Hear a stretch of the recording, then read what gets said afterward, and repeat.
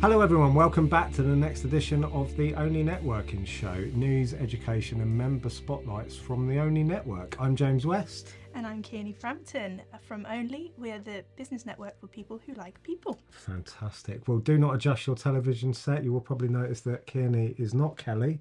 Kelly is absent today, so I'm very pleased to welcome Kearney. Thank you. Kearney is Kelly's daughter.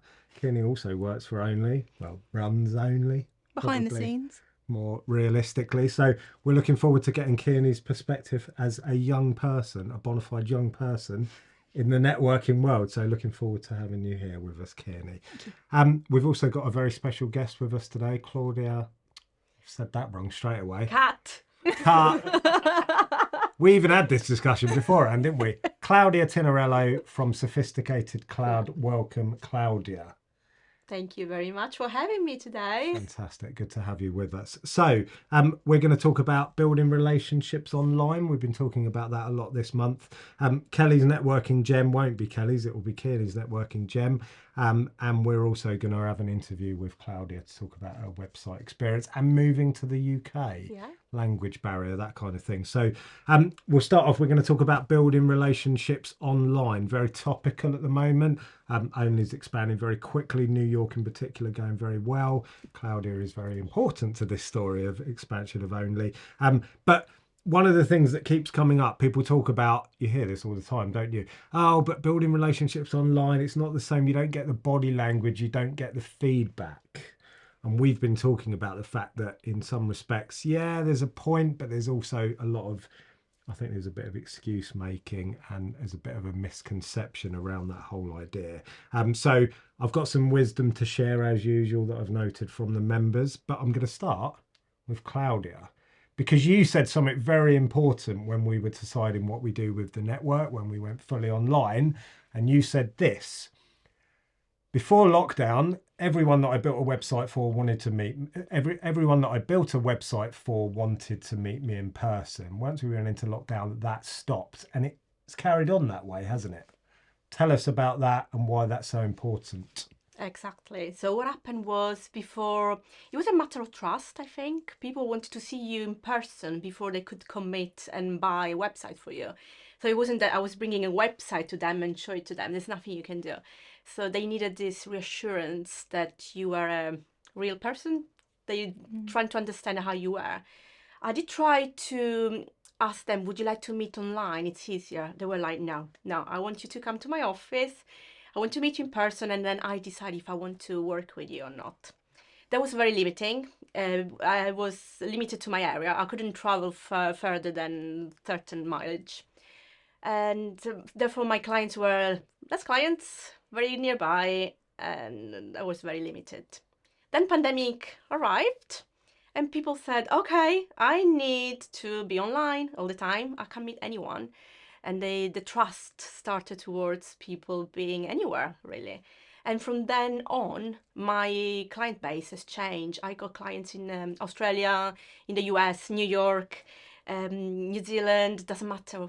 Because they just meet you online, they trust you based on a conversation, they see you there, doesn't matter if you're physically in the building with them.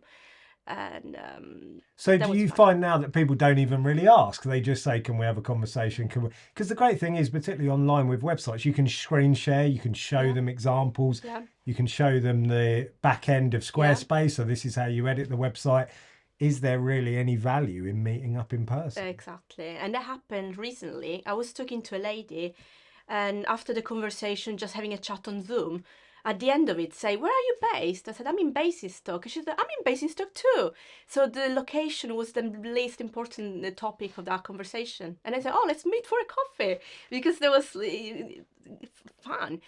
But the location doesn't matter anymore. Yes. Therefore, because as you said, James, you can show them the back end of Squarespace, other examples. You can jump from one screen to the other.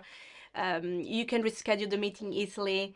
I don't need to take the entire day off to come and travel to your premises and then travel back. I can jump from one meeting to the other in a matter of seconds. I would argue as well, particularly we built websites pre only blowing up the way it has, but it slows it down. I mean, the problem with building someone's website is that there's a lot of backwards and forwards, isn't there? There's a lot of tweaking, there's a lot of reviewing what you're doing. And if every time you did that, you had to meet, I would argue that's why so many website builds are so elongated. You know, we used to talk to people that go, I've been trying to build it for 2 years.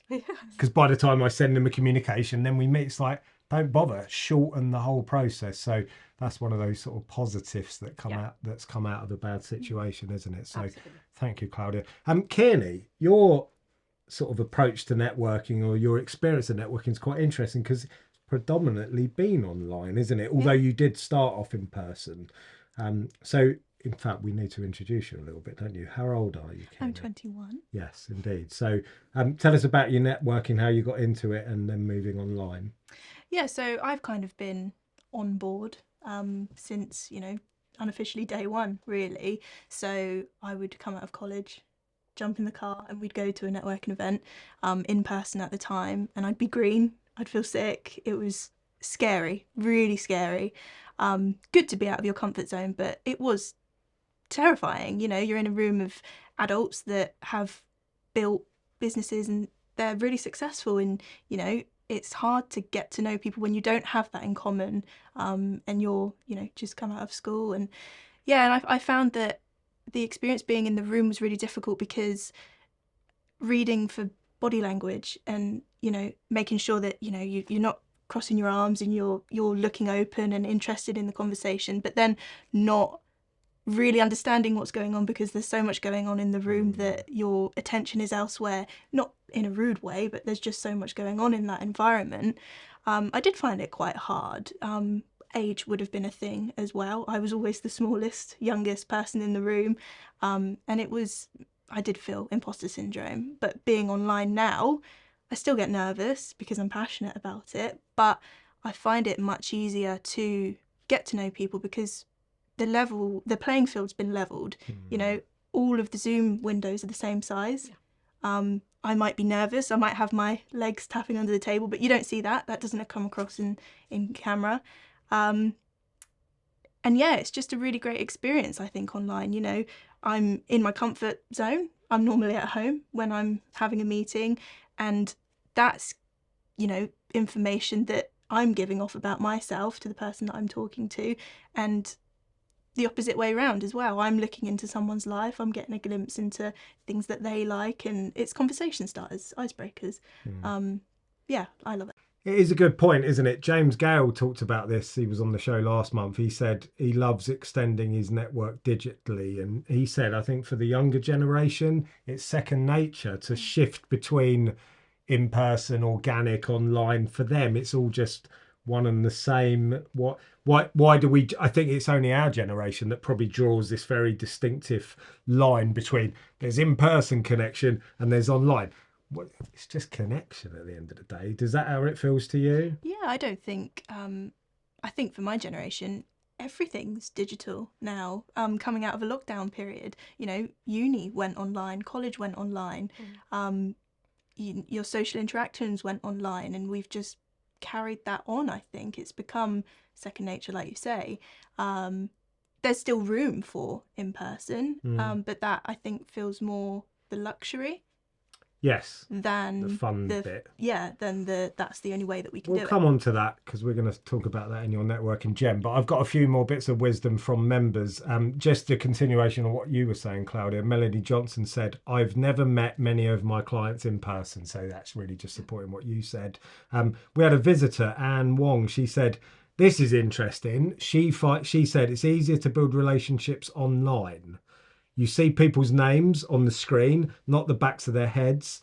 And online networking is structured to allow you to get to know people, which again is similar to what you're saying, isn't it? When it's your time to speak. Yeah. I know we talked about introverts in networking prefer, but I think most people, if you're not sure what you're going into for newcomers, structure's always better, isn't it? Yeah. This is when you're going to speak and this is what you need to say. So I think that's a really good point. Let's talk about this body language thing. We had some great comments from this. Bruce Gregg said he doesn't get it. He said body language. He said you can see the person's entire face. You don't get that level of feedback in person.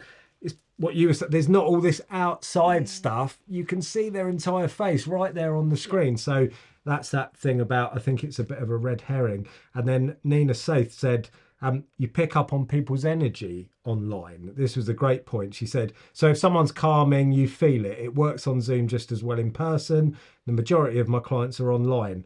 This is the key bit. It's also easier to tune in when you meet in person. There's background noise and more distractions. Yeah, definitely. Do you find that you can just be more focused on that conversation? Yes, absolutely. And I've noticed sometimes during a networking meeting, you can jump on a private chat with a person just to exchange a quick note. If you were in a meeting room, you can't just start talking to somebody else. That would be rude. Yeah. So it's more personal, I would say, although it's online. People would say it's online, it can be personal, but I think it's more personal. And I've made very good friends in the last couple of years, just being online. People I would never met otherwise if we were face to face, because I would have to travel further, like going to Poole or Bournemouth, London. So yeah.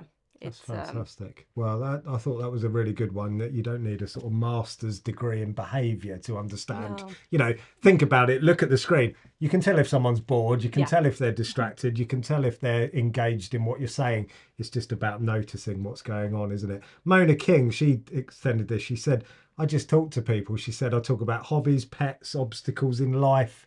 I think this is one of the problems with online networking, that people think it's got to be very formal. I know Kelly, your mum says this, doesn't she, that she finds it easier to get into more in-depth conversations online because of those lack of distractions.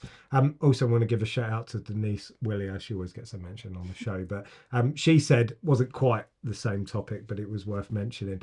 She said about building confidence, and a lot of online is believing in yourself and confidence. She said, when I was younger and I wasn't confident, I got a job in the roughest pub in Worthing because I thought that was the best way for me to build confidence. So take yourself out your comfort zone if you're still trying to build relationships online. But I think that's the key takeaway, isn't it? That online networking indisputably gives you more volume of contact over a much broader geography. I think the bit that people need to put more effort in is building depth into those relationships, because just turning up, saying your piece, the kind of half paying attention, you've got to give the time to build those relationships online through social media, having the one-to-one. So some very good lessons from this month. Thank you. Good. Well, let's move on to not Kelly's networking gem. Rob, you're going to have to change the caption. It's Kearney's networking gem.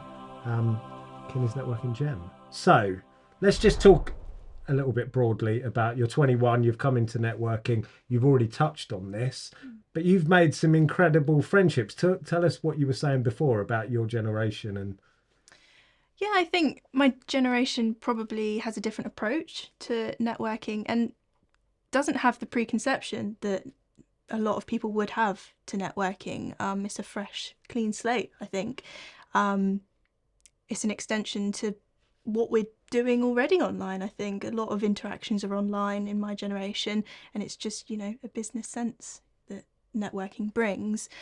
Yeah, don't have a huge friendship base. I've probably got 2 really close friends that I talk to on a regular basis, but I'm happy with that. You know, I work with family, that's my happy place, and I'm really lucky to be in that position. But networking for me is very social. So one-to-ones is a great place to start. I've had one, so Page and Screen, one of our socials, Judy Evans, lovely lady. I had a one-to-one after we met each other on Page and Screen. We've got so many things in common. We've been to a Northern Soul concert with her since then.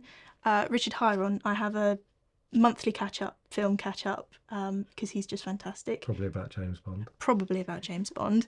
There's nothing wrong with that. He loves that. Nisha Hack, another person. She's fantastic. We went for a coffee the other day, and that's, you know, an in-person interaction that, yeah, I've just got to know her so well online that we can take that relationship in person, but doesn't feel different to any of my other friends. The fact that most of that relationship building has been online yeah, it's So lovely. this is about the fact that we were saying earlier, I think there's been a generational shift in the people that network. Because certainly when I started networking a long time ago, you didn't see young people. You didn't see people in their 20s. They were mainly older people that had had a corporate life, then decided to set up a business. I think what's happening now is that younger people are leapfrogging Yeah. that layer and going straight into building a business. So to you, does networking perform a different goal? It's about learning, maybe Yeah. learning new skills from other people, and then meeting people that you wouldn't normally meet. Yeah, and I think connecting, like you say, I think there's a lot of people in my generation that won't have necessarily that role model or that person close to them that has built a business or is a business owner. And you find that at networking because you're surrounded by those people. I definitely find a lot of support in that place. A lot of people I have that in common with. Yeah, it's just a really fantastic way of meeting like-minded people. I think we're moving away from, you'd probably have a view on this, networking was in its origin very much about give me a referral, Yeah. I'm meeting people that are going to give me business. Has it changed for you? Education, friendship? Do you think that's come to the I fore? would say also depends on the networking group you go to. Yeah. I've been to, before joining ONLE, I was networking a lot. I was at the beginning of my my business. So I was visiting different networking groups, companies. I noticed that some of them are just there. I don't really care about you. I want to sell you something. And it's like, I don't know you, but they want to, it's like that kind of message you get on LinkedIn. Straight, first message to say, I do this. Let's book a call. It's like, it's not what you do in the middle of the road. You don't meet somebody and they straight away, I want to sell you something. I want something from you. And then there were, networking groups and others. ONLE completely different. It's about being a person, getting to know each other. Good thing about ONLE online or any online meetings really is that you get to know the person first before you go on a blind date face to face, because sometimes it's awkward. You meet the person for the first time in a real room, and you're like, oh, I don't know, I don't really like you, and the hour is very long. It's true, isn't it? If you meet online, you get the sense like, oh, I would like to have a coffee with you actually, and then you carry on. So it's like a pre-dating, Screening, isn't it? Yeah. Pre-dating. It's true though, isn't it? Because to go out on a one-to-one and spend a couple of hours, which we used to do, I mean, particularly for a young person, that's probably a bit daunting, isn't it? Yeah, I mean, we don't do that. Well, me personally, I don't do that. I'm not the type of person to go out drinking with friends, and my comfort zone is my home, and I work in my home, and being able to bring people in that environment is brilliant. Yeah. It's ideal. And a point that you made there, Claudia, is that it's just a great forum. That was the point I was going to make, that I think when I first started out networking, I got bogged down that I couldn't offer anything. I didn't have the connections, and I didn't know how to help business owners, but that's not necessarily what people at networking are looking for. And I think a lot of people may not understand that, and people my age will connect with that I might not be able to give you exactly what you're looking for, but support or a connection or something like that is just as good, if not better sometimes. Yeah. So there you go. I think that networking gem is about a generational shift, and your approach to networking, I think we all need to be a little bit more fluid in what it means. So there you go. We've done that bit, so we can close Kearney's networking gem. So final part of the show, let's talk to more specifically Claudia. We've interviewed you-ish, but then we haven't asked who you are. So I'm going to read off my formal bio that I definitely didn't write this morning. Claudia is a web designer specialising in Squarespace. She is also an author, a keynote speaker, former president at Toastmasters, and a charity board trustee. Where do you find the time? She is originally from Sicily, moving to the UK in 2015. Yeah. My note isn't on there for some reason. No, 2005. And also loves cooking Italian food, which I will ask you about because that's what we really care about. So, Claudia, welcome to the show. Thank you very much for having me. What brought you to the UK? What was it like? The weather. I love the British weather. Jokes apart. Work. Okay. So I come from Sicily, which is the very south of Italy. If people know Sicily for Mafia, The Godfather, which may be true, maybe not. Careful. I'll leave it there, just in case. In Italy in general, it's very difficult to find a job, especially if you just finish university, you have no job experience. Pretty much you won't get anything, or you need a recommendation. You need somebody that knows you, that would recommend to the employer, and then you go from there. I didn't have a recommendation, and so no work for me after graduation, but an opportunity came along. A friend of mine who was working in a call center in the UK for an IT company said, look, they're looking for another call center agent that can speak Italian, English and French. Would you like to come along? It's like, they call it student job. So they give you an accommodation with other people, other students. You just do the call center job and they give you the minimum salary, but it's a good experience, just for a few months. So I said, yes, let's do it.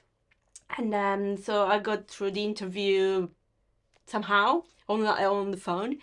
And then I arrived to the UK, and I realized that as soon as I landed in Stansted Airport, and you go downstairs to buy to go to the train station, I was about to buy my train ticket, and I realized that the lady behind the counter, she didn't understand anything I said, and I didn't understand anything she said. No. I said, oh no, I'm going to work in a call center, and no one understands me, and I don't understand them. And there was like a wake-up call. I said, right, let's do it. I pretty much spent the first 3 months of my life in the UK without speaking because I was worried to make mistakes. I didn't understand people talking because everybody had a different accent, slang. I was used to speaking English with an Italian teacher teaching you English. Yeah. So the accent was really different. Where did you live, first of all? I was in share house in Farnborough. Farnborough. So it's not too far away. I was living with other students. There were Russians, Spanish, French, Italians. So no one would really speak English. It was like a hybrid English. And it was quite tough. I was the first girl living Sicily out of my family. All my family has always been in Sicily, all together, everybody living nearby. So I was the first one to say, I'm going to go. Of course, I didn't have anyone to support me at home. Everybody saying, you're just a girl. Where are you going? What do you think you're going to find in the UK? So I have everybody against me.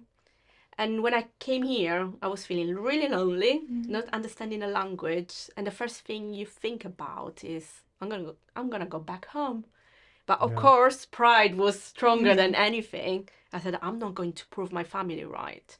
So I'm going to stay here, cry every single day, and I'm gonna make it through the end of my contract, which was 6 months contract. Okay. So I said, I'm gonna do it.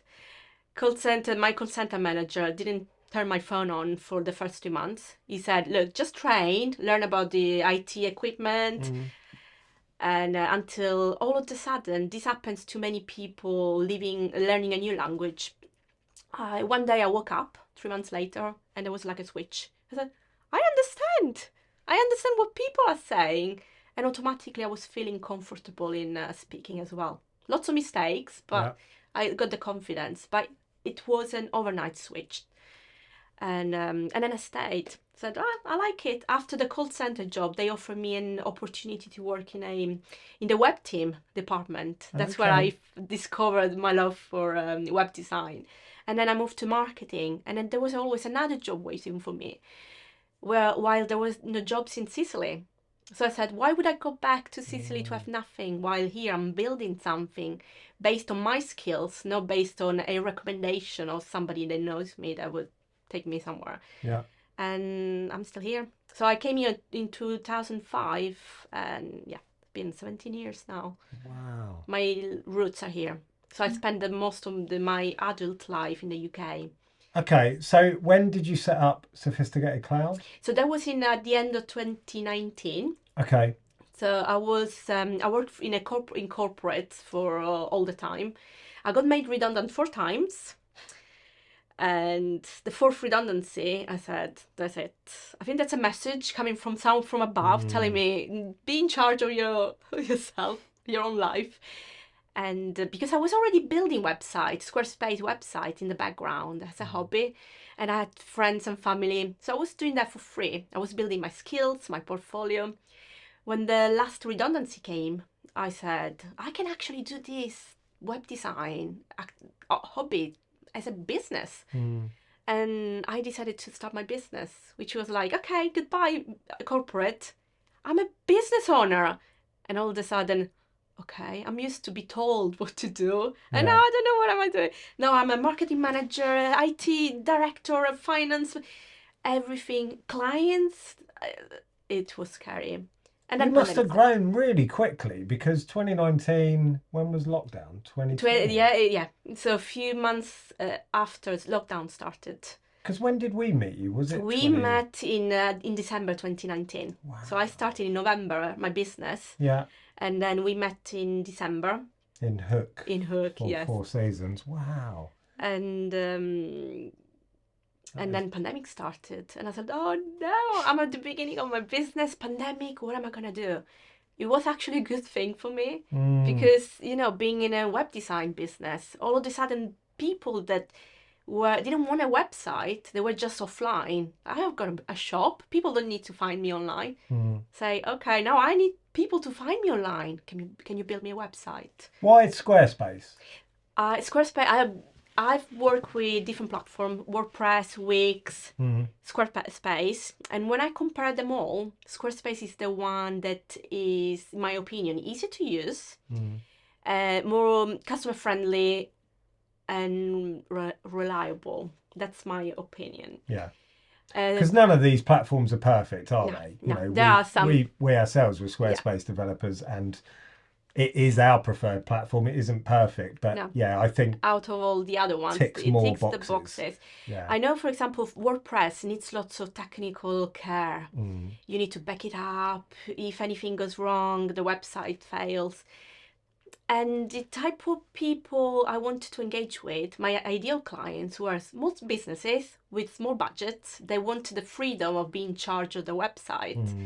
I had stories from clients coming to me to say, my WordPress website has just been hacked. I lost everything. Or my web developer is gone.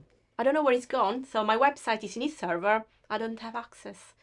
And for me, Squarespace was the perfect place to go, because my job, I always tell people, I'm your interior designer coming to your house. I just make it beautiful. So I made a beautiful website.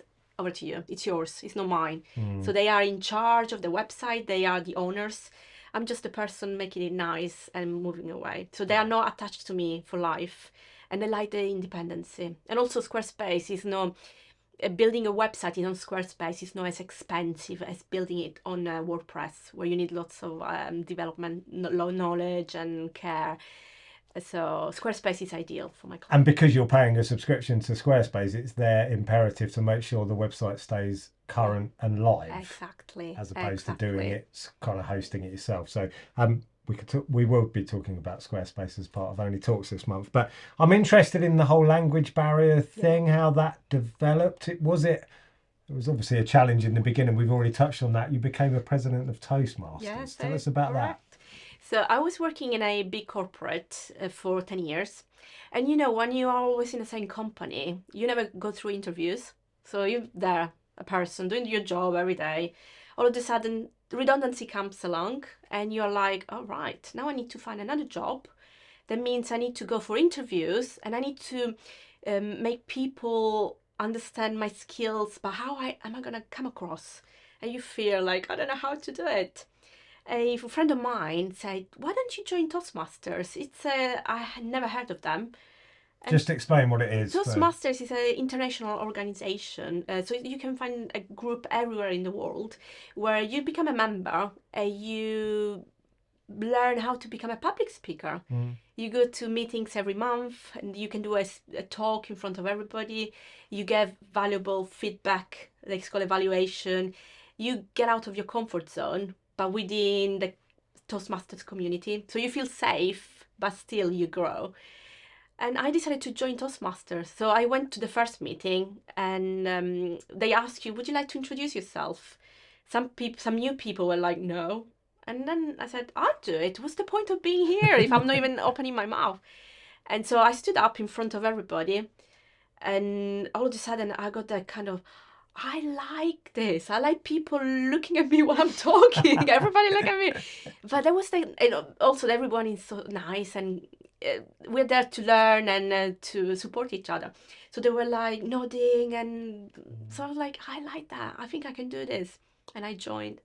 And I became the vice president of PR after 6 months, and the president of the club a year later. Cool. And I'm very proud because I was president of an English speakers club. Yes. Me not being English, so that made me feel more Very empowering. English. Yeah, empowering. Absolutely. That's so cool. Did it help you then? What's your networking story? Was that after Toastmasters that you started? So networking? Toastmasters started first. Because then I started my business. I went through job interviews. I got another job. I got made redundant again. But when I started my business, I realized that my Toastmasters training was key. Can you imagine when you meet somebody for the first time, or they may be interested in buying a website for you, and they ask you a question, you're like, yeah, I think if you don't look very confident, they're not gonna buy from you. But if you know how to move your hands, your body language. I'm Italian, therefore, like Spanish people, Latin word, we tend to speak very blah, blah, blah, blah. No one understands. So I'm learning. I couldn't even do that if I tried, could you? I've learned to slow down, so my accent is less strong than it usually is, and people understand what I'm talking about. Sometimes when somebody doesn't know me, they don't listen to what I'm saying. They just listen to the noise that's coming out and trying to understand what's this language. So if I slow down, they actually listen to what I'm saying. And that's something I learned from Toastmasters. That's cool. How to stop filler words like how to move your hands, where to look. It's key. Important And it's working. skills. It's working for me in my business. It's very, very important. Well, in terms of networking, do you think the way that the world's moving now, particularly with online networking, does it re-level the playing field for you? Because obviously you're now at an advantage over us because you speak multiple languages, you're used to different cultures. Have you got any advice for people in terms of online networking? So what I would say for online networking, coming from, you said it's an advanced compared to you. I feel like I always have to work harder to get to your level. So because I had to relearn a language and get to this level, although I don't feel like I'm fluent, but there are words I never heard of. So what I would recommend anyone being in business today is to probably join Toastmasters or a speaker club, and just learning how to manage your nerves.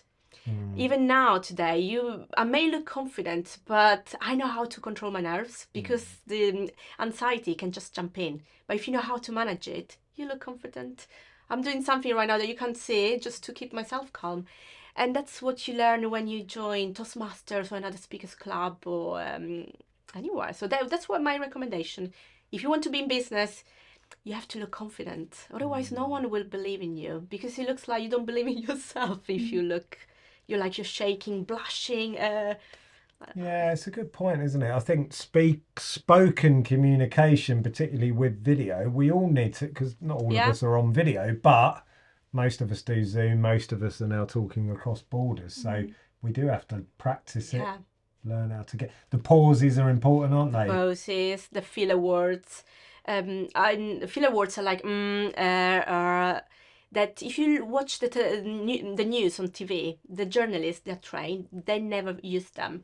If they interview somebody on the street, they will use like If you're trained, like a Toastmaster trained, you pick them up straight away. Right. And you feel like, oh my God, I can listen to this. Yeah.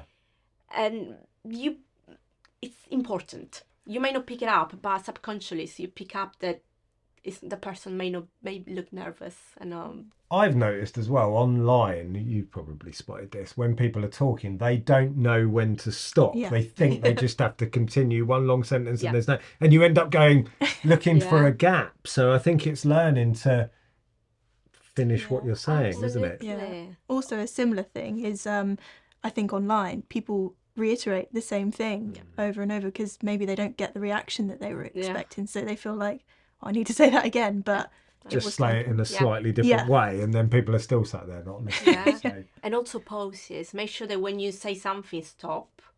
Give time to people to absorb what they say, what you're saying, and then carry on. It's like politicians. They may have a script, like 3 lines. It lasts like 10 minutes. So just look at everyone, take a pause, so they give time for people to absorb the information and carry on. Other people are nervous, like, I got you out. Next. It's funny, even you doing that, you listen more when when there's gaps. Yeah. It's funny, isn't You it? listen more. You get time to say, what's next? When you're speaking too fast, it's like you're bombarding me with information. I'm switching off. I can't listen to you anymore. Top tips with Claudia. Love it. Last question. Italian cooking. I'm not being cliched. It does say on your website that you love baking Italian food. Got any recipe tips for us? Yes, I actually did once Toastmasters, one of the prepare speech. I've done a cookery demonstration on Zoom. You can do it. If we were in person, it would have been difficult to bring my toaster and stuff. It was bruschetta. People here in the UK call it bruschetta. The right name is bruschetta. You know, it's a slice. It's very simple. You don't need many ingredients. You just need a slice of bread. And you just chop some tomatoes, drizzle olive oil, salt and pepper, maybe some herbs, and just put it on. So the bread needs to be toasted. So you can put it in a toaster for a couple of minutes or in the oven. Once it's toasted, put your tomato on top. That's it. And you get them on the in restaurants as a starter. They charge you like £5 for a slice of bread and tomato. Probably will cost you like 20p if you did it at home.